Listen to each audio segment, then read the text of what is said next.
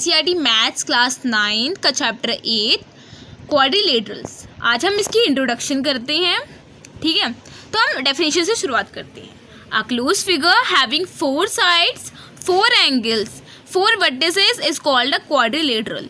देखो, एक close figure, पहली बात तो क्लोज फिगर से आप समझते होंगे कि ऐसा एक फिगर होता है जिसके जो सारे साइड्स होते हैं वो आपस में मिले हुए होते हैं, वो क्लोज्ड होते हैं। ऐसे कुछ ऐसे खुले फिगर्स, ऐसे इनको कहते हैं आप अनक्लोज फिगर कह सकते हैं आप इनको। और एक क्लोज फिगर जिसके 4 साइड्स हो, ये जो होता है ना, ये इसके 4 ऐसे ऐसे इसके 4 साइड्स हो ऐसे, ठीक है। 4 एंगल्स हो, ये एंगल, ये एंगल, ये 4 इसके एंगल हो, और इसके 4 वर्टिसेस हो। वर्टिसेस का मतलब है ये जो इसके जो कोने होते हैं ये इसके 4 होने चाहिए, ठीक है।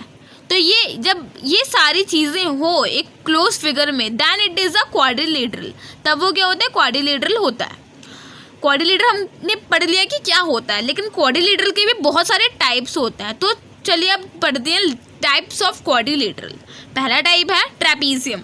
एक क्वाड्रिलेटरल है जिसमें एक पेयर है अपोजिट साइड्स का। अपोजिट साइड का मतलब होता है, जैसे अगर आपके पास ये एक क्वाड्रिलेटरल है, इसके अपोजिट साइड्स हैं ये और ये।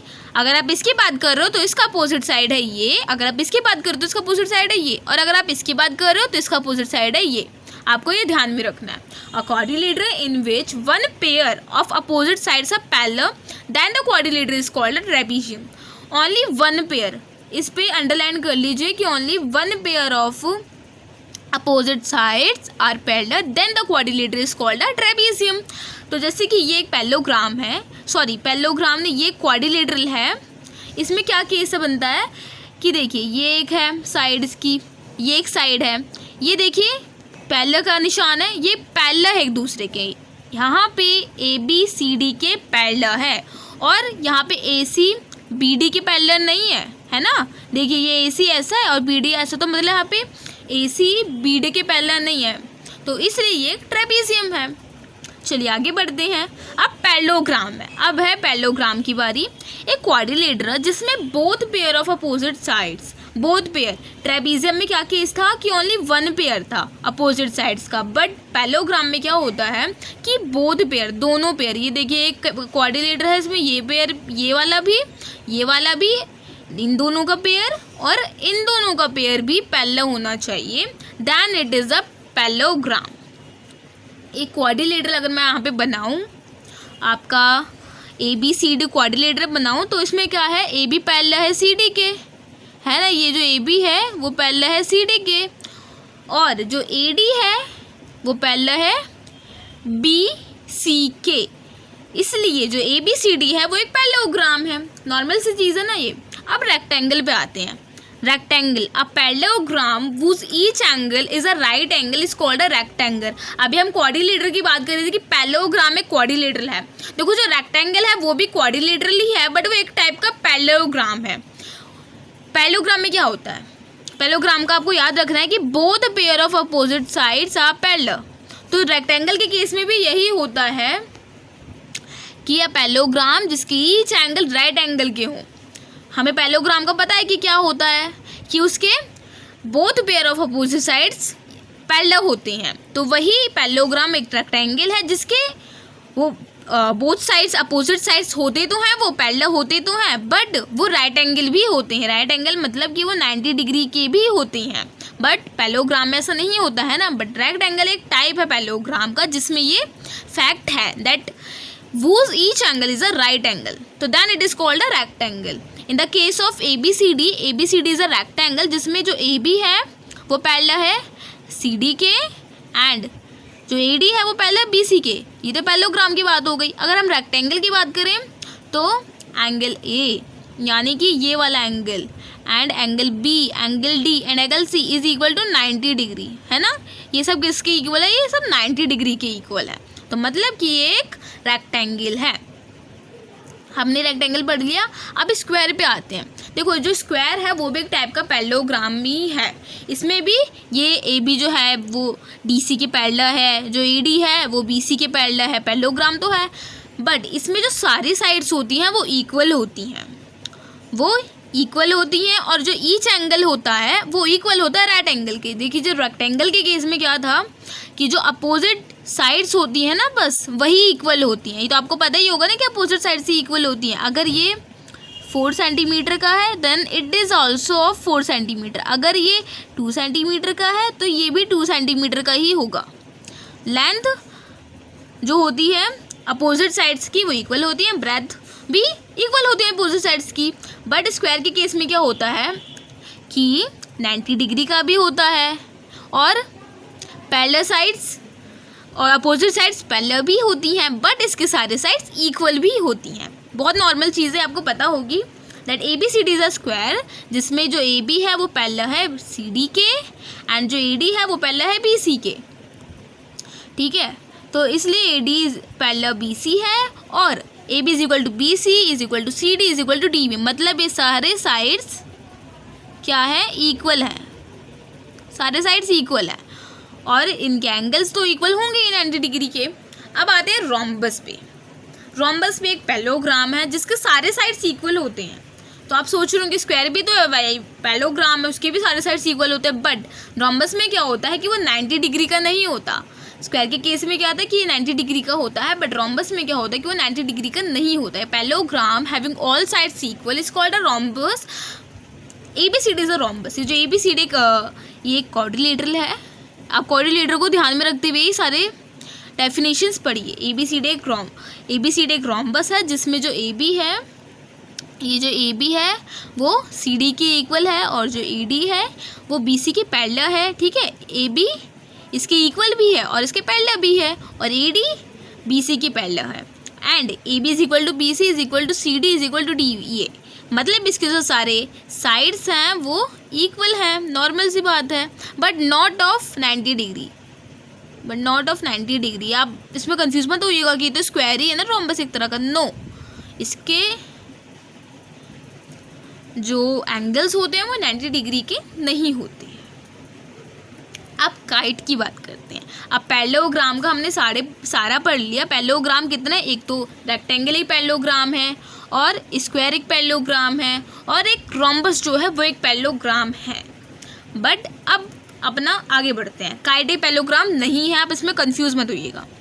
पैरेललोग्राम का क्या केस होता है कि उसकी जो अपोजिट जो साइड्स होती हैं वो पैरेलल होती हैं। एक जो पेयर होता है अपोजिट साइड्स का वो इक्वल पैरेलल होता है ट्रेपीजियम में, एंड रेक्टेंगल के केस में both pair of opposite sides equal होते हैं, पैरेलल होते हैं।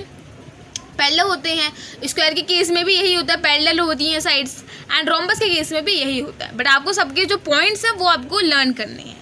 अब काइट पे आते हैं।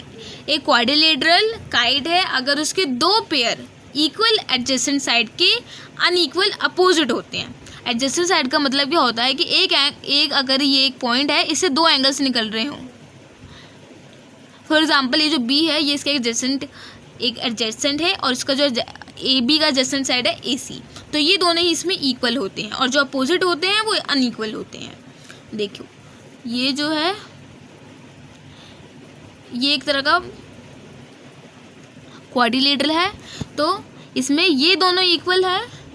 इसमें ऐसा नहीं कि अपोजिट साइड्स इक्वल, इसमें ये देखिए ये दोनों इक्वल है और ये दोनों हाँ इसमें ये देखिए ये दोनों इसमें इक्वल है। ये देखिए ये एक है आपका क्वाड्रिलेटरल काइट, इसमें ये जो साइड्स हैं ये साइड्स इसमें इक्वल है एंड ये साइड्स इसमें अनइक्वल है। ओके, एंड अनइक्वल अपोजिट होते हैं, मतलब ये दोनों इसके इक्वल होंगे, एडजेसेंट साइड्स ही इक्वल होंगी, अपोजिट साइड्स अनइक्वल होंगी। नॉर्मल सी बात है, ये आपको अपने ध्यान में रखनी है। अगर ये सारी चीज़ें होंगी तभी वो क्वाड्रिलेटरल होगा काइट। एडजेसेंट साइड्स देखिए इसमें AB BC के इक्वल है ना, इसमें आप देखो तो AB की जो अपोजिट है वो है आपका यहाँ पे D आएगा, वो है आपका D। आपके AB की जो अपोजिट है वो DC है, बट वो तो अनइक्वल है। देखिए वो तो अनइक्वल है, इसमें तो दिखाया है कि AB BC की इक्वल है। अगर ये फैक्ट हो किसी भी क्वाड्रिलेटर में तो वो काइट है। ओके, थोड़ी सी न्यू थिंग है ये। अब एक क्वाड्रिलेटर है, देखिए यहाँ पे ABCD, जिसमें जो AB है ये देखिए ये AB है, ये BC के इक्वल है, और जो CD है ये आपका CD जो है वो AD के इक्वल है। नॉर्मल थिंग है, but AD is not equal to BC, is not equal to BC। देखिए इसका अपोजिट साइड है तब भी इसके इक्वल नहीं है, because it is a kite. ठीक है, और जो सी डी है is not equal to A B. अब कुछ कंडीशंस एक क्वाड्रिलेटरल को पैरेललोग्राम होने की। अगर एक क्वाड्रिलेटरल पैरेललोग्राम है तो उसकी कंडीशंस भी तो होनी चाहिए ना। ये हम पहले ही डिस्कस कर चुके हैं, बट एक बार उसको रिवाइज कर लेते हैं because it is a introduction. हमें सारी चीज़ों को अच्छे से समझना है। ये देखिए, ये एक पैरेललोग्राम है। चलो आगे देखते हैं। एक क्वाड्रिलेटरल पैरेललोग्राम है अगर इसके अपोजिट साइड्स आर इक्वल, अगर इसके अपोजिट साइड्स इक्वल हो, ये साइड जो है ये इसके इक्वल हो, ये किसके डी सी है, डी सी के इक्वल ए बी होना चाहिए और डी ए के इक्वल सी बी होना चाहिए, then it is a parallelogram. एक क्वाड्रिलेटरल पैरेललोग्राम है अगर इसके अपोजिट एंगल्स भी इक्वल हो। अपोजिट एंगल्स का मतलब क्या होता है, ये एंगल ए है, ये क्या है आपका एंगल ए, ये इसका अपोजिट क्या है, ओके इसका जो भी अपोजिट एंगल है वो इसके इक्वल होना चाहिए। नॉर्मल सी चीज़ है, इसमें ज़्यादा कुछ भी कन्फ्यूज़न नहीं है, ये आपने पहले भी पढ़ रखा है। अगर एक डायगोनल क्वाड्रिलेटर का बाइसेक्ट कर रहा है दोनों को, तभी एक क्वाड्रिलेटर पैरेललोग्राम है। फॉर एग्जांपल ये देखो यहाँ पे मैंने डायगोनल बना रखे हैं। ये जो चीज़ें हैं ये है इसका डायगोनल, आप इसको ऐसे कर लीजिए डायगोनल 1। डायगोनल 1 जो है वो किसको बाइसेक्ट कर रहा है, डायगोनल 2 को। ये इसको मान लीजिए आप डायगोनल 2, मतलब ये एक पैरेललोग्राम है। क्वाड्रिलेटरल तो है ही बट एक पैरेललोग्राम भी है, बाइसेक्ट्स D2। अगर ये चीज़ें हैं तो means yes it is a parallelogram. चलो हमने सफिशिएंट कंडीशंस देख ली, अब हम प्रॉपर्टीज़ भी देख लेते हैं पैरेललोग्राम। हमने ये देखा कि क्वाड्रिलेटरल में क्या क्या कंडीशंस होनी चाहिए उसको पैरेललोग्राम होने के लिए, बट अब हम डिस्कस कर रहे हैं एक पैरेललोग्राम की प्रॉपर्टीज़ क्या क्या होती हैं। जो डायगोनल होता है पैरेललोग्राम का वो उसको डिवाइड करता है दो कॉन्ग्रुएंट ट्रायंगल्स में। आपको कॉन्ग्रुएंट ट्रायंगल्स तो पता ही होंगे ना, जो इक्वल ट्रायंगल्स होते हैं। ये देखिए एक आपका पैरेललोग्राम है, ठीक है, ये आपका एक पैरेललोग्राम है।